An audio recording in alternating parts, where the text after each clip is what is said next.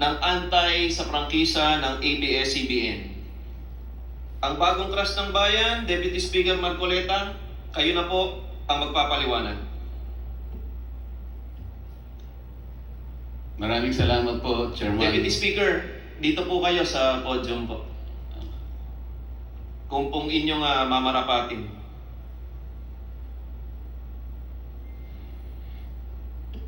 Maraming salamat po, Chairman Alvarez at Chairman Alvarado.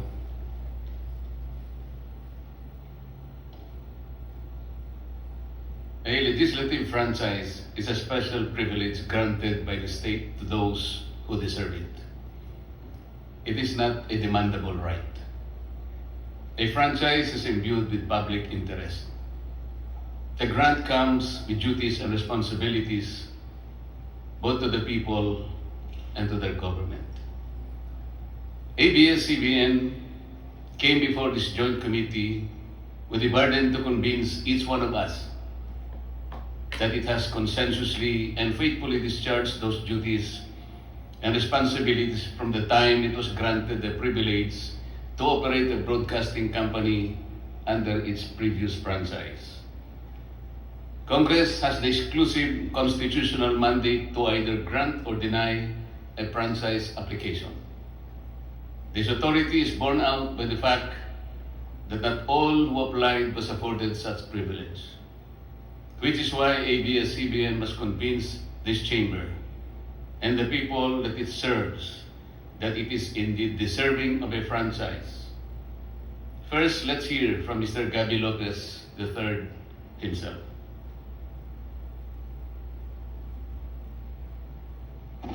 Ang sabi po ni Mr. Lopez sa kanyang mga pahayag, in my heart, I am Filipino. Tama po ba yun, Mr. Lopez?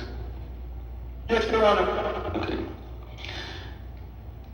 Madaling sabihin po kasi ito, Mr. Lopez. At kung hindi naman po dalawa ang puso ninyo, pwede ko bang itanong sa inyo, saan bahagi po ng dibdib ninyo ilalagay po si Uncle Sam? Mr. Lopez? Secret po. Ano po? Hindi po sa secret. Saan po? Dalawa lang po ba? Isa lang ang puso ninyo. Kung hindi naman dalawa, ang tanong ko po, saan nyo ilalagay si Uncle Sam?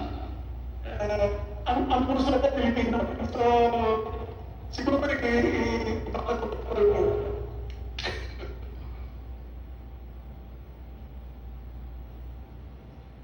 Ipinanganak sa Amerika, nag-aral sa Amerika, nagnegosyo sa Amerika, bumoto sa Amerika, ginamit ang American passport sa maraming yugto ng kanyang buhay at paglalakbay.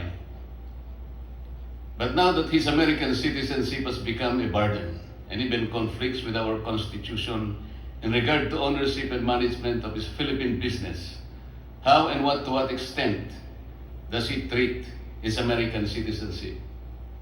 Can we see again that particular footage? Siguro ipapatupad ko lang po. Siguro ipapatupad ko lang po. Ang sabi po niya ibabato-bato ko na lang. That, ladies and gentlemen, is how best describe and reveal the posturing of ABS-CBN. It's not about service. It's about convenience, the advantage, and all the benefits that come with it. It's not about the Filipino people. It is all about itself, nothing more and nothing less. Gabby Lopez is an American citizen. Wala pong pagdududa na si Ginoong Gabby Lopez ay isang American citizen. Inamin naman po niya ito sa ating mga pagdinig at wala rin pong duda. Walang Filipinong birth certificate si Ginoong Lopez. Inamin po niya na hindi iniregister ng kanyang mga magulang ang kanyang pagkapanganak sa Amerika sa pinakamalapit na konsulado o embahada ng ating bansa. Maging siya po nang sumapit siya sa hustong gulang, ay hindi po niya sinikap na kumuha ng Philippine birth certificate. Madali pong gawin ito. Bukod pa po sa tungkuling dapat itong iulat ayon sa ating mga batas. Ang lagi pong iminamatwid ng ABS-CBN at ang kanyang mga kapanalig ay si Ginoong Lopez ay tunay na Pilipino dahil ang kanyang mga magulang ay mga Pilipino ayon daw po sa principle ng jus sanguinis. Kailangan po nating liwanagin ito. Ang principle ng jus sanguinis ay isang disputable legal presumption. Wala pong naipakitang ebidensya na Pilipino pa rin ang mga magulang ni Ginoong Lopez nung siya ay pinanganak noong 1952 sa Amerika. Kailangan po kasi napatunayan muna ni Ginoong Lopez na Pilipino pa rin ang kanyang mga magulang nung siya ay isilang para magkaroon ng visa, ang jus sanguinis principle. Hindi po automatic ang application nito. Narito po ang mga records na pinagbasihan para mabigyan ng Filipino recognition si Ginoong Lopez. Ang una po, nakikita po ninyo sa ating screen, mga photocopy ng personal na birth certificates ng kanyang mga magulang. Hindi po authenticated o opisyal na inisyu ito ng anumang ahensya ng ating bansa. Ang pangalawa po, yung affidavit of Filipino citizenship. Slide please. Na ginawa ng ina ni Ginoong Lopez noong Enero 20, 2000. Halos 50 taon pagkatapos may panganak si Ginoong Lopez. Sa mata po ng ating batas, ang isang affidavit ay isang self-serving testimonial evidence at ang tinatanggap lamang ay mga hindi maitatangging mga documentary o tinatawag na object evidence. Katulad halimbawa po ng Philippine passport ng kanyang mga magulang noong pinganak si Ginoong Lopez. Pangatlo, Philippine passport ni Mrs. Conchita Lao Lopez na ipinagkaloob sa kanya noong January 27, 1998. Ang problema po dito ay inisyu po ito 46 na taon na nakararaan pagkatapos na mapanganak si Ginoong Lopez at hindi katibayan na simulat sa pool ay may hawak na Philippine passport ang kanyang ina. Dahil po dito ay makikita mismo sa records ng Bureau of Immigration and Deportation at ng Department of Justice ang mga sulat kamay na minota ng evaluator noong March 27, 2001. Makikita po sa slide, kaugnay ng aplikasyon ni Ginoong Lopez for Filipino recognition. Nakasulat po ay ganito: there is no proof of Filipino citizenship of his mother at the time of his applicants, at the time of his, meaning the applicant, birth on August 13, 1952. Allegedly, his mother is also deceased. Nakapagtataka po na kahit sinabi ng evaluator na walang patunay na Pilipino ang ina ni Ginoong Lopez nang siya isilan, binigyan pa rin ng BID at DOJ ng Certificate of Recognition si Ginoong Lopez. Bakit po napakahalaga itong handwritten note ng BID? Because there is the likelihood that the parents of Mr. Gabby Lopez, particularly his father, had already been naturalized American citizens, or at the very least had categorically renounced their Filipino citizenship at the time of or even prior to the birth of Mr. Lopez in 1952. This also could be explained by why they did not report his birth to the nearest Philippine embassy or consulate in New York at the time. Without such evidence of Filipino citizenship of his parents at the time of his birth, the principle of jus sanguinis could not have benefited Mr. Lopez. At kahit natanggapin po namin na Pilipino rin si Ginoong Lopez, ay malaking problema pa rin ang kanyang pagiging Amerikano na walang puwang sa mahigpit na tagubilin ng ating saligang batas na nakasulat sa Section 11, Paragraph 1, Article 16 of the 1987 Constitution. Nasa slide po yan. Alam ko po na na-memorize na po yan ng ating mga mamamayan na nakatutok sa mga pagdinig na ginaganap natin. It must be emphasized, Mr. Chair, that contrary to ABS-CBN submission, it is not the view of the Securities and Exchange Commission that matters here. It is not the opinion of the Department of Justice that will prevail here, not even the Bureau of Immigration or other agencies. It is the will of Congress that should be accorded due respect, simply because it is Congress that has the sole and ultimate authority to grant or deny application of franchises. Philippine Depositary Receipts or PDRs. The hearings also proved that ABS-CBN, through a shell company organized by Lopez Incorporated, also violated the constitutional restriction on foreign ownership and participation when it sold 187 million PDRs to foreigners, or 62.6% of the over 298 million PDRs issued by ABS-CBN Holdings Corporation, to which the same number of underlying shares of ABS-CBN were transferred. Due to the excessive rights afforded to the holders of the PDRs, said holders are deemed beneficial owners of the underlying stocks of ABS-CBN, with corporate control enhancing mechanisms that can influence the major corporate actions that management may institute. This is again a clear circumvention of Article 16, Section 11 of the 1987 Constitution. Kahit na ABS-CBN Holdings ang nasa papel ng pagmamay-ari o karapatang bumoto sa shares ng stock representing the PDRs, hindi nito pwedeng ibenta ang mga nasabing shares dahil may contract of pledge with the Philippine Central Depository to hold the same in behalf of the holders as security for certain obligations of ABS-CBN Holdings Corporations. Hindi ba malinaw na pagbibigay ng kontrol ito sa mga dayuhang may hawak ng PDRs? Nandyan po sa slide yan. Lumitaw rin po sa aming pagsusuri ng mga foreign holders ay may option din na baguhin ang kanilang karapatan na sinasaad sa PDRs. Bagay na wala sa kontrol dito ang ating Securities and Exchange Commission. Bukod pa sa kanilang tanging karapatan na isalin o ibenta ito kahit kaninong individual, kahit walang pagsang-ayon ang Securities and Exchange Commission.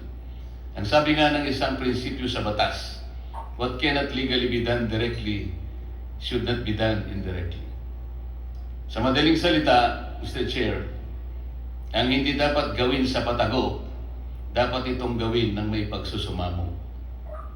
Ang ibinamatid dito ng ABS-CBN ay ginamit naman daw ang PDRs bilang isang legal na instrumento sa maraming bansa. Ngunit ang hindi nila sinasabi ay wala namang restrictions ang mga ibang bansa tungkol sa pagmamay-ari o pamamalakad ng mass media sa kanilang mga bansa, gaya ng tagubilin sa atin. Gaya po sa Amerika, kahit 100% Filipino-owned ang TV o radio company, papayagan po ito. TV Plus and KBO pay-per-view. During the hearings, it was also proved, without doubt, ABS-CBN violated its franchise by airing multiple channels through its TV Plus. It was also proved that it sold digital receivers of black boxes to the viewing public without the approval of the NTC. It was also proved that it offered pay-per-view events in TV Plus without the approval of the NTC. Pati nga po ang laban ni Senator Pacquiao at Mayweather na walang pahintulot mula sa NTC, pinalabas din na may bayad. Lahat po ng ito ay pinatunayan ng chairman o chairperson ng NTC nang tayo ay dumidinig sa mga bahagi ito. NTC itself confirmed that based on its existing regulations, ABS-CBN was not authorized to encrypt or lock non-paying public its TV Plus channels using its free-to-air frequency under its franchise. Nasa slide po yan.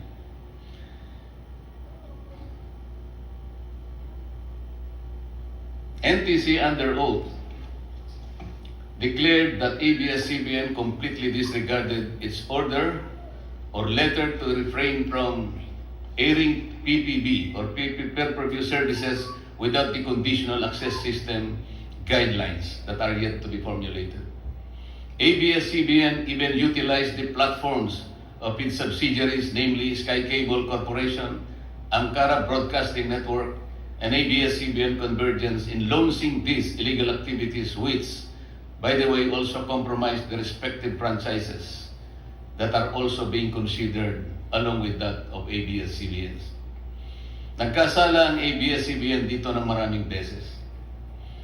Pinangunahan nito ang NTC habang ito ay abala pa sa paggawa ng reglamentong ipatutupad sa tinatawag na conditional access system para sa pay-per-view. Sinadya nila ito sa kagustuhan nilang makinabang at kumita kahit wala pang itinakdang regulasyon, taliwas sa nakasaad sa termino ng kanilang prangkisa. Kung susumahin nga po ang multa doon lamang sa pagbebenta at paggamit ng, sabihin na lang natin, 5 milyon na black boxes sa loob ng 5 taon at 4 na buwan, ang kwenta po ay aabot sa 1.97 trillion pesos. Hindi pa po natin sinasama dyan ang violation ng multiple channels. Alleged block timing with Amcara. Ganito rin ang napatunayan na ginawa ng ABS-CBN nang gamitin nila ang Channel 43 para lumipat mula sa analog papunta sa digital system. Mula pa sa demonstration per period na ibinigay ng NTC sa ABS-CBN, na hanggang June 30, 2015 lamang, ito ay nagpatuloy sa pag-broadcast ng TV Plus at pay-per-view incidents hanggang ito ay umabot ng 5 taon at 4 na buwan. At 1 taon bago matapos ang prangkisa ng ABS-CBN at Amcara, ay ibinenta ng ABS-CBN ang 49% ng kanyang pagmamayari dito sa Amcara na nagpupun block timing lang ang lahat para mapagtakpan ang paggamit ng TV Plus sa pag-akala nito ng prangkisa ng Amcara ay hindi mapapansin na paso na rin noon pang May 4, 2020. Nabuko pa ang ABS-CBN ng mapatunayan sa pagdinig na hindi block time ang arrangement nila kundi isang use of rack na ipinagbabawal po sa prangkisa. Ito po ay dahil sa pag-amin na rin ni Ginoong Karandang na halos 24 na taon ay ABS-CBN ang gumagamit ng kanilang frequency gamit ang sariling logo, tauhan at pasilidad sa pag-ere ng kanilang programa. Pati nga ang kanilang transmitter na pinatunayan ng NTC at ni Ginoong Karandang na patuloy na ginagamit kahit sila ay may cease and desist order na tinanggap mula sa NTC noong May 5, 2020. Sa kabila po ng pagsiguro sa akin ni Ginoong Carlo Katigbak na sarado na ito dahil sa raw mismo ang nag-utos, marami po ang makakasuhan ng perjury rito. For 24 hours a day, 7 days a week, for the past 24 years, ABS-CBN did broadcast all its shows through the Studio 23 frequency of Amcara with only 3 hours sign-off. Nasa slide po yan. Amcara has no shows of its own. It has no other client except ABS-CBN. This is use of rack, not block timing. And ABS-CBN and Amcara have to face the legal consequences for this deliberate misrepresentation. At sa isang bahagi po ng pagdinig ay muli na naman po nilang tinangka ng ABS-CBN na palitawin na tuloy po ang usapan nila matapos ibenta na nito ang 49% sa pag-aari ng Amcara. Nang tanungin ko po ang Amcara kung papaano nila ito gagawin, samantalang mayroon ng petisyon sa NTC na pagtibayin ng deed of assignment ng Amcara at Asian Multimedia and Production Company na kanilang pinagkasunduan noon Marso 12, 2019, ay wala na pong naisagot si Ginoong Karandang at inamin na po niya lahat na napatunayan ng bahaging ito ng ating pagdinig. Ang Asian Multimedia ay pag-aari ni Ginoong Federico Garcia, isang retiradong opisyal ng ABS-CBN. This surreptitious use of Amcara as an artifice demonstrates a familiar pattern, Mr. Chair. Ibinabato-bato na lang ang pagtitiwala ng sambayanang Pilipino. ABS-CBN is more of serving itself, its benefit, and all the perks that go with it. ABS-CBN's doubtful title to their properties. Hindi lang po ang Filipino citizenship ni Ginoong Lopez ang kaduda-duda. Maging ang mga titulo ng ABS-CBN sa mga pag-aaring biglang naibalik sa kanila pagkatapos ng EDSA Revolution ay kaduda-duda rin.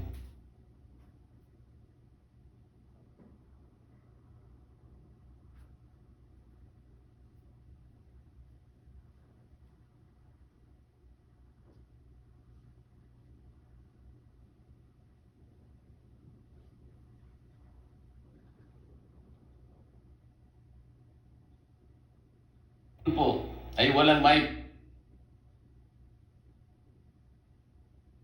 pakitang record ng arbitration na nauukol sa pagmemayari ng ABS-CBN. Even the title to their property. Kung Marcoleta, suspend muna tayo sandali. May technical lang na difficulty lang. Hearing suspended.